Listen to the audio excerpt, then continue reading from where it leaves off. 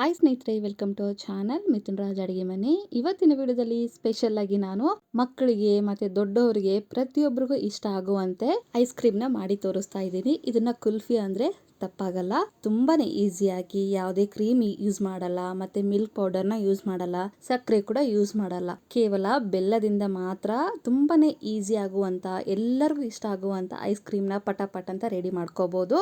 ಯಾವ ತರ ಮಾಡ್ಕೋಬಹುದು ಅಂತ ಹೇಳ್ಕೊಡ್ತೀನಿ. ನೋಡಿದ್ರೆ ಟೆಕ್ಸ್ಚರ್ ಯಾವ ತರ ಇದೆ. ಇದಕ್ಕೆ ನಾನು ಮೊದಲನೇದಾಗಿ ಫುಲ್ ಕ್ರೀಮ್ ಇರುವಂತ ಮಿಲ್ಕ್ ನ ತಗೊಂಡಿದ್ದೀನಿ. ನೀವು ದೊಡ್ಡ ಅಂತಾನೆ ತಗೋಬೇಕಂತ ಏನಿಲ್ಲ, ನಿಮ್ಮ ಹತ್ರ ಯಾವುದು ಅವೈಲೇಬಲ್ ಆಗಿರುತ್ತೋ ಅದನ್ನ ತಗೊಳ್ಳಿ.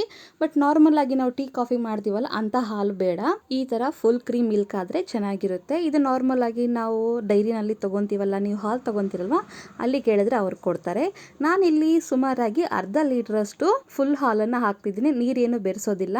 ಗ್ಯಾಸನ್ನ ಹಚ್ಬಿಟ್ಟು ಮೀಡಿಯಂ ಫ್ಲೇಮಲ್ಲಿ ಇಟ್ಕೊಂಡು ಇದು ಕುದಿ ಬರೋವರೆಗೂ ಕುದಿಸ್ಕೋಬೇಕು. ಅಂಡ್ ನಿಮ್ಮೆಲ್ಲರ ಹತ್ರ ಒಂದು ರಿಕ್ವೆಸ್ಟ್, ನನ್ನ ಚಾನಲ್ ಮೊದಲನೇ ಬಾರಿ ನೋಡ್ತಾ ಇದ್ರೆ ಪ್ಲೀಸ್ ಎಲ್ಲರೂ ದಯವಿಟ್ಟು ಸಬ್ಸ್ಕ್ರೈಬ್ ಮಾಡ್ಕೊಳ್ಳಿ.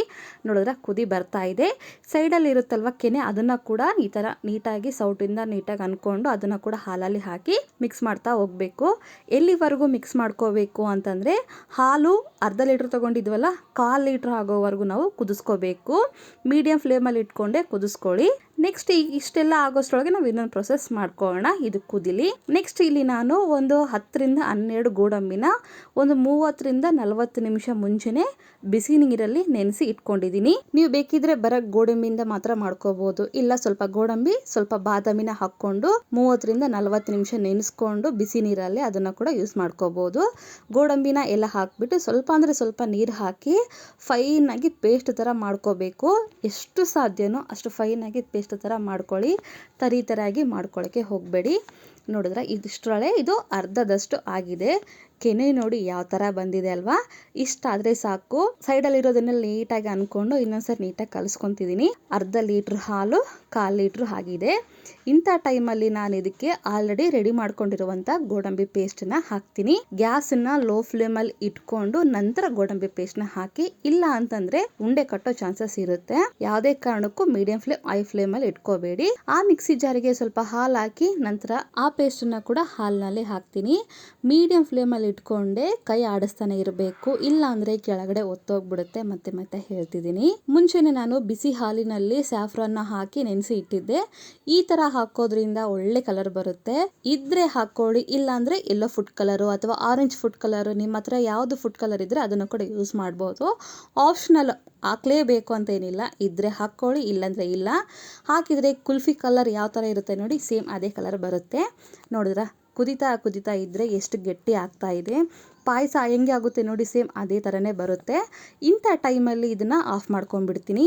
ನಮಗೆ ಹೆಂಗೆ ಗೊತ್ತಾಗುತ್ತಪ್ಪ ಯಾವ ಟೈಮಿಗೆ ಆಫ್ ಮಾಡ್ಕೋಬೇಕು ಅಂತಂದರೆ, ಕನ್ಸಿಸ್ಟೆನ್ಸಿ 1/4 ಲೀಟರ್ ಆಗಿರುತ್ತಲ್ವಾ, ಅದಕ್ಕಿಂತ ಸ್ವಲ್ಪ ತಿಕ್ಕಾಗಬೇಕು. ಅರ್ಧ ಲೀಟರ್ಗೆ 100% ಅಂತಂದರೆ 40% ಅಷ್ಟು ಹಾಲು ಆಗಬೇಕು. ನೋಡಿದ್ರೆ 1/4 ಲೀಟರ್ಗಿಂತ ಸ್ವಲ್ಪ ಕಡಿಮೆನೇ ಆಗಿದೆ. ಇಂಥ ಟೈಮಲ್ಲಿ ಗ್ಯಾಸ್ ಆಫ್ ಮಾಡಿಕೊಂಡು ಕಂಪ್ಲೀಟಾಗಿ ತಣ್ಣಗಾಕೆ ಬಿಡಬೇಕು.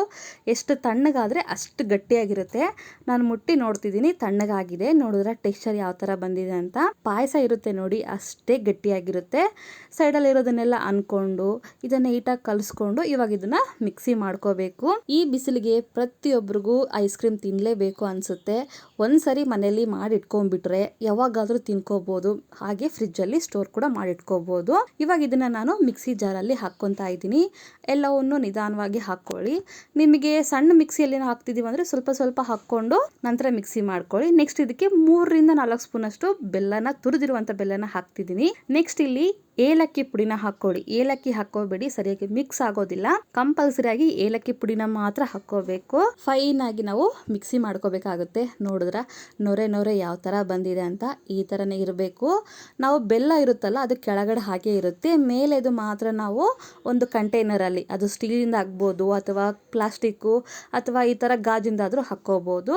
ಹಾಕೊಂಡ್ಬಿಟ್ಟು ಅದ್ರ ಮೇಲೆ ನಿಮಗೆ ಇಷ್ಟ ಆಗಿರುವಂತ ಡ್ರೈ ಫ್ರೂಟ್ಸ್ ನ ಮೇಲ್ಗಡೆ ಹಾಕ್ಬಿಟ್ಟು 8 ರಿಂದ 10 ತಾಸು ಇದನ್ನ ಡೀಪ್ ಫ್ರೀಜ್ ಅಲ್ಲಿ ಇಡಬೇಕಾಗುತ್ತೆ. ಡೈರೆಕ್ಟ್ ಆಗಿ ಐಸ್ ಕ್ರೀಮ್ ನ ಹಾಗೆ ಇಡಬಾರ್ದು. ಫ್ರೀಜರ್ ಅಲ್ಲಿ ಯಾವ್ದಾದ್ರು ಬಟ್ಟೆ ಅಥವಾ ಅಲ್ಯೂಮಿನಿಯಂ ಫಾಯಿಲ್ ಇರುತ್ತಲ್ಲ, ಅದನ್ನ ಕ್ಲೋಸ್ ಮಾಡಿ ಅದ್ರ ಮೇಲೆ ಇವಾಗ ಮುಚ್ಚಳನ ಮುಚ್ಚಿಬಿಟ್ಟು 8 ರಿಂದ 10 ತಾಸು ಇದನ್ನ ಡೀಪ್ ಫ್ರೀಜರ್ ಅಲ್ಲಿ ಇಡಬೇಕಾಗುತ್ತೆ. ಈ ಸ್ಟೆಪ್ ನ ಸ್ಕಿಪ್ ಮಾಡಬೇಡಿ. ಈ ರೀತಿ ಅಲ್ಯೂಮಿನಿಯಂ ಫಾಯಿಲ್ ನ ಯೂಸ್ ಮಾಡೋದ್ರಿಂದ ಮೇಲ್ಗಡೆ ಐಸ್ ಮತ್ತೆ ಐಸ್ ಕ್ರಿಸ್ಟಲ್ ತರ ಫಾರ್ಮ್ ಆಗೋದಿಲ್ಲ.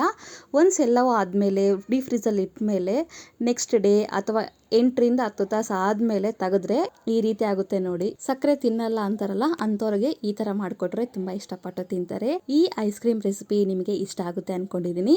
ಇಷ್ಟ ಆದ್ರೆ ನನ್ನ ಚಾನಲ್ನ ಲೈಕ್, ಶೇರ್, ಕಮೆಂಟ್ ಮಾಡೋದನ್ನ ಮಾತ್ರ ಮರಿಬೇಡಿ. ಓಕೆನಾ? ಮುಂದಿನ ವಿಡಿಯೋದಲ್ಲಿ ಮತ್ತೆ ಸಿಗ್ತೀನಿ. ಅಲ್ಲಿವರೆಗೂ ಟೇಕ್ ಕೇರ್. ಬಾಯ್ ಬಾಯ್.